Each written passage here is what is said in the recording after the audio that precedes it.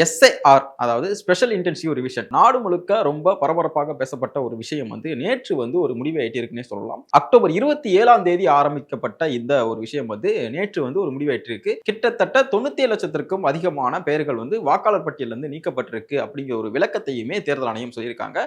இதற்கு அவர்கள் கிட்டத்தட்ட ஒரு 4 விளக்கங்களை கொடுத்திருக்காங்க. முதலாவது காரணமா என்ன சொல்லியிருக்காங்கன்னா இறப்பு, அதாவது இறந்தவர்களுடைய எண்ணிக்கையை குறிப்பிட்டிருக்காங்க. இரண்டாவதா நிரந்தரமாக இடம்பெயர்ந்தவர்கள், மூன்றாவதா அவங்க சொல்லக்கூடிய அந்த காரணம் அப்படின்னா ஆப்சென்டிஸ்னு சொல்லக்கூடிய ஒரு காரணம் சொல்லியிருக்காங்க. சோ இறுதியா ஒரு விளக்கத்தை கொடுத்திருக்காங்க. பல்வேறு இடங்கள்ல இடம்பெற்றிருக்கக்கூடிய அந்த பெயர்களையுமே தேர்தல் ஆணையம் நீக்கி இருக்கிறதா ஒரு 4 விளக்கங்களை கொடுத்திருக்காங்க. சோ இந்த 4 விளக்கங்கள் இதை ஒட்டியே இருக்கக்கூடிய இந்த ஒட்டுமொத்தமான நம்பர்ஸ் அப்படிங்கிறதா இந்த வீடியோல முழுமையா பார்க்க போறோம். சனாதன தமிழர் சங்கமும் 2025 மற்றும் பேசு தமிழா பேசுவின் 5வது ஆண்டு விழா வர வியாழக்கிழமை டிசம்பர் 25ஆம் தேதி காலை 8:30 மணி முதல் மாலை 5 மணி வரை சென்னை சேத்பட்டில் இருக்கக்கூடிய சின்மயா ஹெரிடேஜ் சென்டர்ல அமைந்திருக்கக்கூடிய தபோவன் ஹால்ல நடக்கிறது. இந்த நிகழ்வுக்கு நீங்கள் அனைவரும் கலந்து கொள்ள வேண்டும். அனுமதி இலவசம். உங்கள் அனைவருக்குமே எங்க மதிய உணவையும் பேசு தமிழா பேசுவின் சார்பாக ஏற்பாடு பண்ணியிருக்கோம். பேசு தமிழா பேசு வழங்கும் சனாதன தமிழர் சங்கமும் 2025 powered by Lanco Harmonia Pavilion Senior Living Apartments at Sri Perambatoor 2 BHK just 49 lakh. Associate sponsor Harmony Homes with Style. Mobility partner B Caps.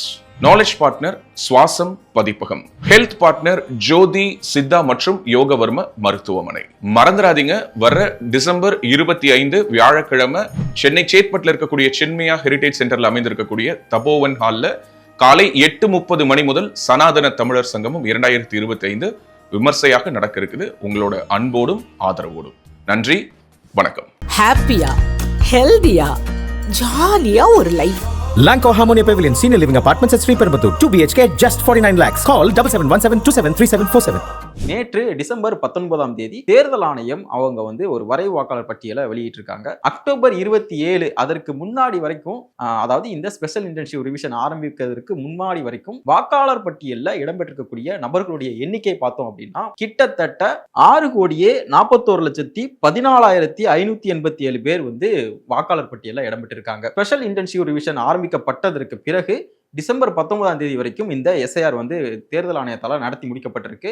So இதனுடைய நம்பர்ஸ் என்ன சொல்லியிருக்காங்க அப்படின்னு பார்த்தோம்னா, இந்த டிசம்பர் 19க்கு பிறகு தமிழகத்தில் கிட்டத்தட்ட 5,43,76,755 பேர் இடம்பெற்றிருக்கதா சொல்றாங்க. தேர்தல் ஆணையத்தினுடைய கணக்குப்படி பார்த்தோம் அப்படின்னா 97 லட்சத்திற்கும் அதிகமான பெயர்கள் இந்த வாக்காளர் பட்டியலிருந்து நீக்கப்பட்டிருக்கதா ஒரு விஷயத்த சொல்லியிருக்காங்க.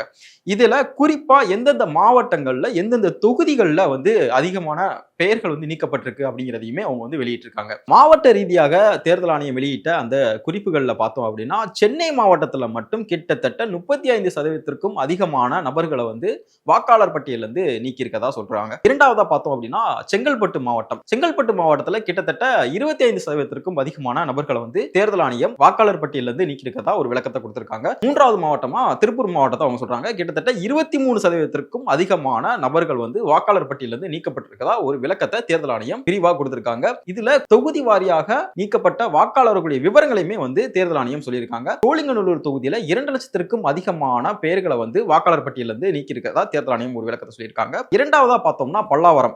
பல்லாவரம் தொகுதியில 1,40,40,000க்கும் அதிகமான நபர்களை இந்த பல்லாவரம் தொகுதியிலிருந்து நீக்கியிருக்காங்க. மூன்றாவதா ஆலந்தூர் தொகுதி, அதாவது அமைச்சர் தாமோ அன்பரசன் அவர்களுடைய தொகுதியான ஆலந்தூர் தொகுதியில 1 லட்சத்திற்கும் அதிகமான பெயர்கள் நீக்கப்பட்டிருக்கதா ஒரு விளக்கம் கொடுத்திருக்காங்க. இதுலயே தமிழ்நாட்டிலேயே குறைவா நீக்கப்பட்ட தொகுதி அப்படின்னு எடுத்துக்கிட்டோம் அப்படின்னா ஜெயங்கொண்டம் தொகுதியில 1000த்திற்கும் அதிகமான நபர்களை நீக்கியிருக்கதா தேர்தல் ஆணையம் ஒரு விரிவான விளக்கத்தை கொடுத்திருக்காங்க. இதற்கு இந்த நம்பர்ஸ் எல்லாமே ஒரு புறம் இருந்தாலும் இதுல ஆண் வாக்காளர்கள் எவ்வளவு, பெண் வாக்காளர்கள் எவ்வளவு அப்படிங்கிற ஒரு விஷயமே பெரிய அளவுல பேசப்பட்டு இருக்கு.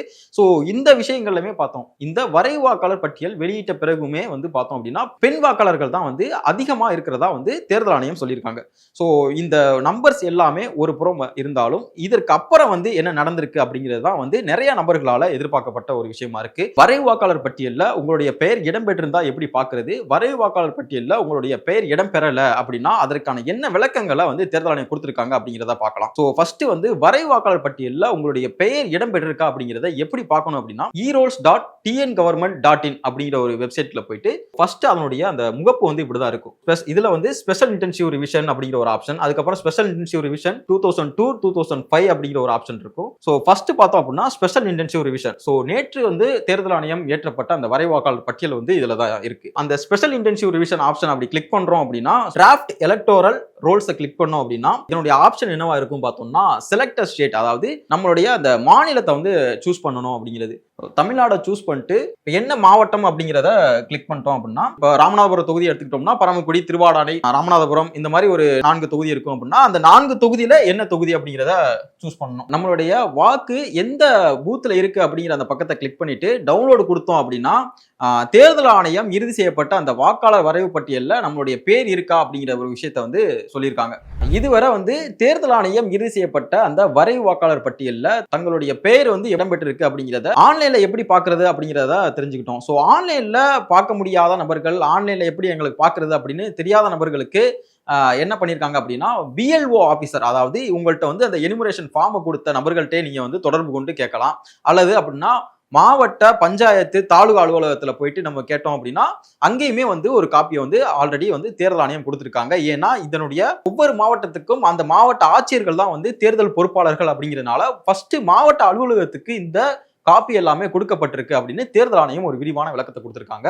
ஸோ இதன் மூலியமா நீங்க வந்து ஆன்லைன்ல பார்க்க முடியாத நபர்கள் நேரடியா போயிட்டு அவங்களை தொடர்பு கொண்டு அதை நீங்க பார்த்துக்கலாம். தன்னுடைய பெயர் இடம் பெற்றிருக்கா, இடம் பெறலையா அப்படிங்கிற ஒரு விஷயத்த. இதை தாண்டி தன்னுடைய பெயர் வந்து இந்த வரைவு வாக்காளர் பட்டியல்ல இடம் பெறல அப்படின்னு நினைக்கிற நபர்கள் இதே ஆன்லைன்ல எப்படி பார்க்கிறது, அதற்கான காரண விளக்கங்களா தேர்தல் ஆணையம் என்ன சொல்லியிருக்காங்க அப்படிங்கிறத பார்க்கலாம். அதே வெப்சைட்ல erolls.tngovernment.in அப்படிங்கிற அதே வெப்சைட்லயே பார்த்தோம் அப்படின்னா இரண்டாவதா ஒரு ஆப்ஷன் கொடுத்திருக்காங்க. அதாவது AST எலக்டர்ஸ், அதாவது ஆப்சென்டி ஷிஃப்டட் டெட். நம்ம காணொலியினுடைய அந்த முதல்லே பார்த்தோம் 4 விளக்கங்களை கொடுத்திருந்தாங்க.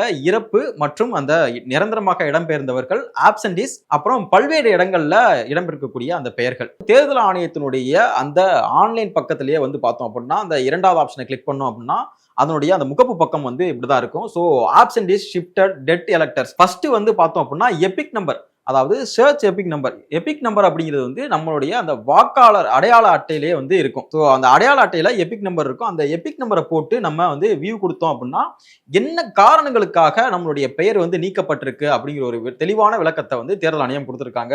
ஸோ ஷிஃப்டடா இல்ல டெட்டா இல்ல என்ன விஷயத்துக்காக நீக்கப்பட்டிருக்கு அப்படிங்கிற ஒரு விளக்கத்தை கொடுத்திருக்காங்க.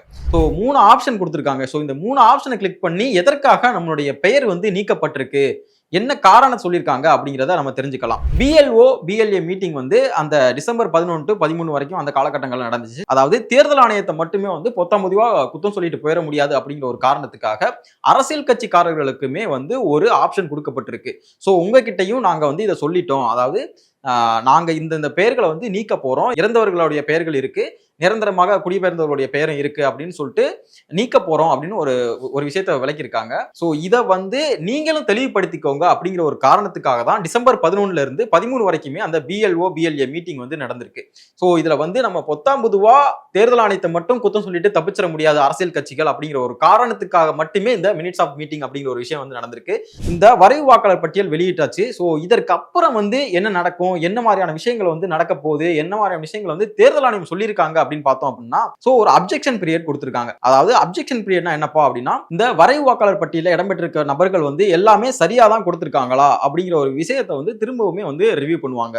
சரி, ஓகே, இது எல்லாம் இன்னும் ஒரு புறம் இருந்தாலும் மற்றொரு புறம் வந்து இந்த வரைவு வாக்காளர் பட்டியலில் இடம்பெறாத நபர்கள் என்னப்பா பண்ணணும் அப்படிங்கிற ஒரு கேள்வி எல்லாருக்குமே பொதுவாகும். சோ அவங்களுக்கான ஒரு விஷயத்தையுமே வந்து தேர்தல் ஆணையம் சொல்லியிருக்காங்க. டிசம்பர் 19 இருந்து ஜனவரி 18 வரைக்குமான அந்த 1 மாத கால இடைவெளியில வந்து யாரெல்லாம் வரைவு வாக்காளர் பட்டியலில் இடம்பெறலையோ அவங்க வந்து ஃபார்ம் 6 ஃபில் பண்ணி திரும்பவுமே வந்து தன்னுடைய பெயரை வந்து பதிவேற்றம் செஞ்சுக்கலாம், தன்னுடைய வாக்கு வந்து திரும்பவுமே வந்து வாக்காளர் பட்டியலில் இடம்பெறுவதற்கான அந்த விஷயங்களை வந்து பண்ணிக்கலாம் அப்படிங்கிற ஒரு விஷயத்தையுமே சொல்லியிருக்காங்க. 18 வயது, அதாவது 1/1/2026 யாருக்கெல்லாம் 18 வயது பூர்த்தி அடைஞ்சிருக்கோ அவங்களுமே வந்து இந்த ஃபார்ம் 6 ஃபில் பண்ணி வாக்காளர் பட்டியலில் வாக்குகளை இடம்பெற செய்யலாம் அப்படிங்கிற ஒரு ஆப்ஷனை சொல்லியிருக்காங்க. ஸோ இந்த ஃபார்ம் 6 அப்படிங்கிறது அந்த ஒரு விஷயத்துக்காக தான். ஸோ இந்த ஃபார்ம் 7 அப்படிங்கிறது என்ன விஷயம் பார்த்தோம் அப்படின்னா டெலிட்டேஷன். இதை யூஸ் பண்றவங்க பெரும்பாலும் அரசியல் கட்சி சார்ந்த அந்த BLAக்குன்னு சொல்லக்கூடிய நபர்கள். அவங்க தான் வந்து இந்த வரைவு வாக்காளர் பட்டியல்ல, அதாவது தேர்தல் ஆணையம் கொடுத்த இந்த வரைவு வாக்காளர் பட்டியல்ல இவங்க பேர்லாம் வந்து சரியா இல்ல, இவங்க பேர்லாம் வந்து தவறா இடம்பெற்றிருக்கு,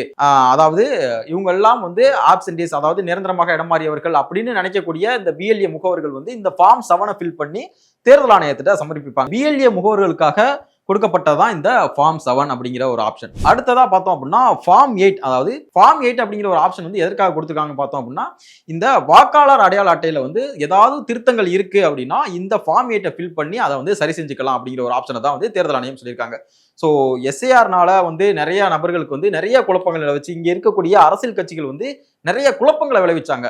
ஆனா இது எதுவுமே வந்து சரியான ஒரு விஷயங்கள் கிடையாது அப்படிங்கிறது தான் வந்து இந்த இறுதி செய்யப்பட்ட இந்த வரைவு வாக்காளர் பட்டியல் மூலமாக தெரிய வருது.